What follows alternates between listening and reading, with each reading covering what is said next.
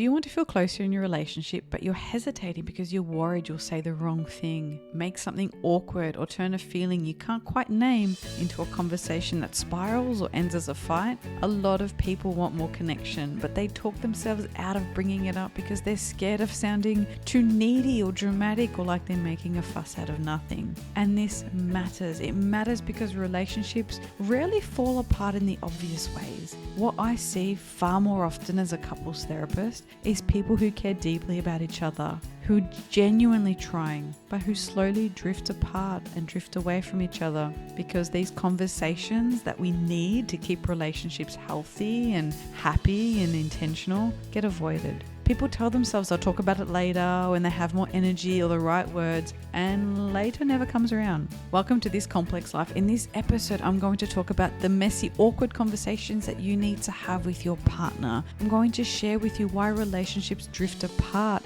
even when both people are trying, and what actually gets in the way of checking in, and why a yearly relationship reset can make such a difference before resentment takes over your relationship. I'm going to share 3 questions that I often give couples. Questions that sound simple, they're not big therapy questions. They are questions you could ask tonight, but most people never think to ask them this way. So today, let's get into the messy, complicated side of communication in relationships. I want to start off by talking about what I mean by drift, what this drifting looks like. And it looks slightly different for different people. On the surface, things might be fine. You might go out to a family event, hold hands, you know each other's day-to-day stuff. Maybe you're even communicating really well when it comes to who has to walk the dog, what the kids need done, chores, work schedules, that kind of stuff. On the surface, things are functioning well. The effort is still there. You're going through the motions, you're buying each other Christmas presents or birthday presents, maybe you celebrate your anniversary. But inside the relationship, it can feel really lonely.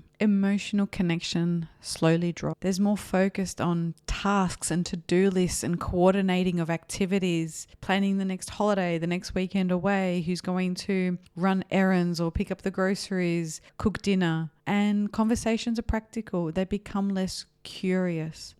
Maybe even what should be curious feels like it turns into a fight where you really want to talk about something that's bothering you and on your mind, and your partner just tries to fix it or tells you don't worry about it. And when that happens enough and it's over a period of time, you start to share a little bit less. And when you share a little bit less and your partner's a little less curious, it can start to feel really lonely. And so that's that drift where there are fewer moments of checking in and genuinely checking in. And this is more than just how was work, how was your day? This is knowing your partner on a deeper level of saying, how did that presentation go that you were so worried about? How are you feeling about the test results that you got from your doctor? What's been on your mind recently about the health concerns that your parents have? It's those deeper questions. It's knowing them, knowing what's on their mind and being genuinely curious. It's very different to how was your day? How was work? And we do it. I do it too. They are such boring questions and I still get caught out saying them sometimes. But that drift apart happens gradually, happens slowly over months, maybe even years. And it's easy to miss when life is full, when life is busy and chaotic and there's a lot going on. It might even feel selfish to try and spend time focusing on the relationship. I mean, that's just one more thing you have to tend to. Once people sense the distance, then the next step is,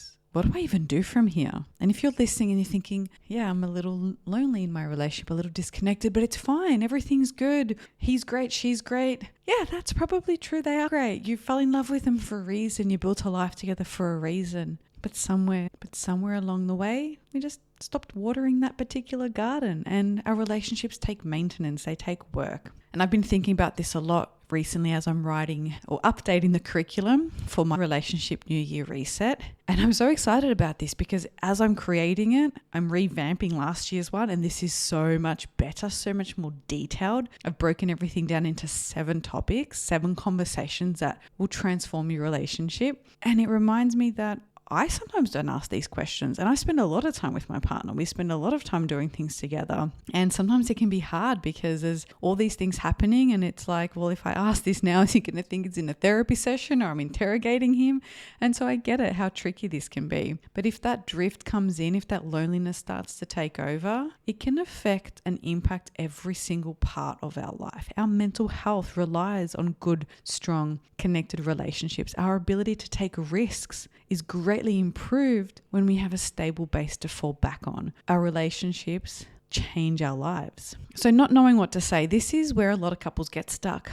They want to ask different questions. They want to do things better, but they don't know what to say. They don't know what to ask. How do I even ask something deeper than how was your day? I care. I want them to tell me if something's on their mind. They would tell me, right? Or they freeze. They don't know what to say because they were never role modeled it. They never heard their parents say this. The stuff they watch in movies, that doesn't make sense to them. It's not what represents their lives. And those conversations can get delayed because they feel awkward or clunky, or you don't even know what to do different, even though you might desperately want to. You want this type of intimacy. You want this connection, but you don't even know how to get it, what to do, what to say. Many people avoid the conversation, sometimes because they're hard, sometimes because they're uncomfortable or awkward, and sometimes they don't have the language. I've yet to meet someone in my therapy room who avoids them because they don't care. They often care so much that even when they avoid it, it's because they don't want to lose face. They don't want to feel like they're stupid or inadequate or getting it wrong. They do care deeply. Doesn't mean that it is a helpful coping strategy. I'm not saying that at all. I think avoidance can be a very dangerous coping strategy and can actually reinforce the very thing that you're trying to do. And it shows your body that, yeah, that's something to avoid and to run away from. So it's definitely not a helpful strategy,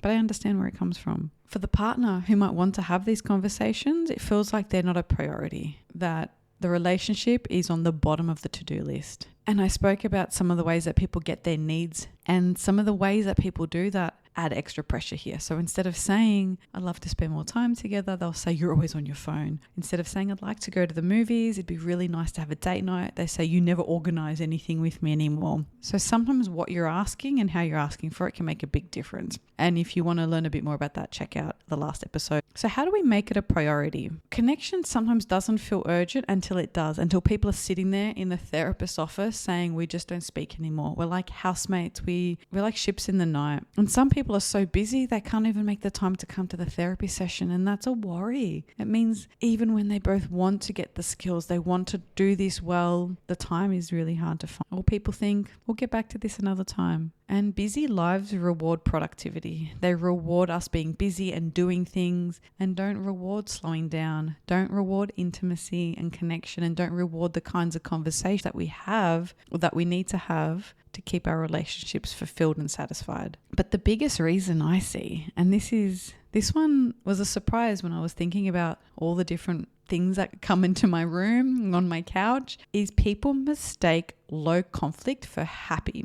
They think just because we're not fighting that everything is fine. They couldn't be more wrong. Sometimes no conflict is not a sign that things are great. Conflict's not a bad thing. It's not inherently bad. But assuming that your relationship is amazing and it's great just because you're not fighting, I don't think that's true. So low conflict does not mean happy. Low conflict does not mean connected. You might be connected and have low conflict, and that's great. But I'm talking to the people here who don't have that. So when couples do try and have these conversations and they kind of go through it in a clunky, awkward way, it can be hard to want to try again. The kinds of questions people ask make a bigger difference than you might recognize. So something that's a yes or no answer shuts down the conversation. So saying something like, did you get to work on time? Yes or no? Okay, that doesn't open up a dialogue. What have you been working on that's really challenged you? What did you learn from that workshop that you went to? What was your favorite part of that conference? They're conversations that open dialogue rather than did you have a good time? It's a yes or no question. So if you want to start somewhere, start with open-ended questions. So if the response is a simple yes or no, it's not an open-ended question. They're not bad questions to ask. But if you're trying to improve connection and intimacy and not feel as lonely in your relationship and you're genuinely curious, you want to ask open-ended questions. The other kinds of questions that tend to shut people down is ones that our tone implies a certain response. So if we say something like, did you have fun at that event? That tone is a bit snarky, right? Even maybe passive aggressive. If we're saying something like, oh, you had fun at the movies with your friends? questions, again, snarky or passive aggressive, our tone can change the intent of the question. It can imply a hidden meaning or a hidden agenda, or that we're uncomfortable with the truth. So if that presentation went really well, didn't, maybe they think they're being optimistic, but what they're saying is, I want it to be a yes because I can't handle it being a no. And sometimes questions that are too broad, like what happened today, too broad a question. It doesn't really show that you're up to date with what's happening in that person's life and you're interested. So that can also backfire. The other times that it can backfire is when the timing is wrong. So if I've come home from work and there's been traffic and I've had a full day of seeing clients, or maybe a full day at home recording podcasts, and I'm asked a series of questions before I've even had a chance to change into my comfy workout gear or even have a glass of water, I'm going to be caught off guard and feel kind of snappy. So timing can matter as well. I get it if you're the one who's been home and you're waiting for your partner to come home to chat, or you've got something really exciting and you're busting to share it, that you really want to get stuck into it. But if the other person hasn't had a chance to decompress, it's going to blow up. They're either not going to give you their best answer, they might get short or cranky, or they might just say something to just move the conversation along. And so now I want to give you a small taste of the kinds of questions that I use in my work. So 3 questions that you can ask your partner tonight. And these are general ones about the relationship. And why these are different is because they focus on experience rather than blame. They invite reflection instead of defensiveness. They slow the conversation down, and they create space for honesty without pressure. And these questions will help change the tone of the conversation. And if you haven't done something like this before, let your partner know. Just say something like, I was listening to a podcast episode, I watched this video on YouTube, and it gave me a couple of questions that we could ask each other to get to know each other a little bit better, or to kind of do a bit of a check-in. Is now a good time? So check that they're open to it. Make sure you're coming at it without blame. If you come at it when they're stressed or overwhelmed and saying, so I've got some questions that we can ask each other to really get on top of this relationship stuff. Here are some questions you can ask me so that you can communicate better. That is not going to work.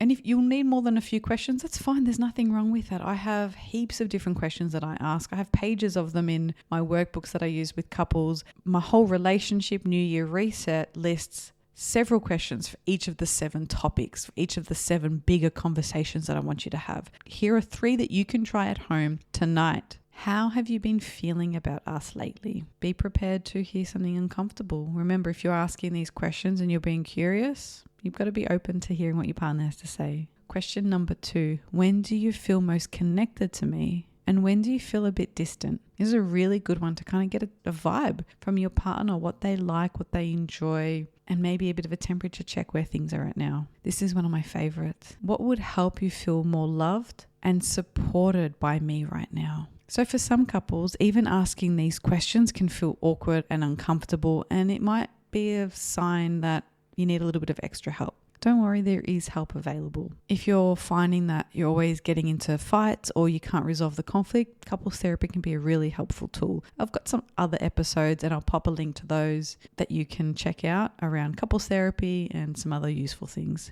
If one person shuts down while the other escalates, that's a sign that you might need some help self-soothing because things are getting really heated and you're flooding. If the same conversation keeps looping and looping and looping with no resolution, you might need a bit of extra support. And if there's uncertainty about how to have these conversations safely, and safe means emotional safety, psychological safety, then you might need some extra support there as well. Learning how to check in is not a failing. It is a skill. We learn skills in so many other ways. If we want to learn piano, we have to learn to read music, and then we awkwardly try and tap on the keys to try and get a cohesive song together, and then we practice and still can get it wrong, and slowly we get better. Communication skills are no different. We learn them, we practice them, we refine them, we adapt them, we modify them, and we keep learning. And this is exactly why I'm running my yearly relationship New Year reset, to help you have these conversations. It is going live in January. Join me for this workshop. You'll have the time with your partner to have these tough questions. And if you can't make it live, that's okay. It'll be available on demand along with the workbook, but get in now while you can. In the next episode, I'm going to talk a little bit more about conflict and how we can get into conflict, why we fight about things all the time, and why my partner just won't communicate with me. And if this episode has been resonating with you, don't forget to check out my New Year relationship reset, where I teach the full process in a supported way. The details are in the show notes.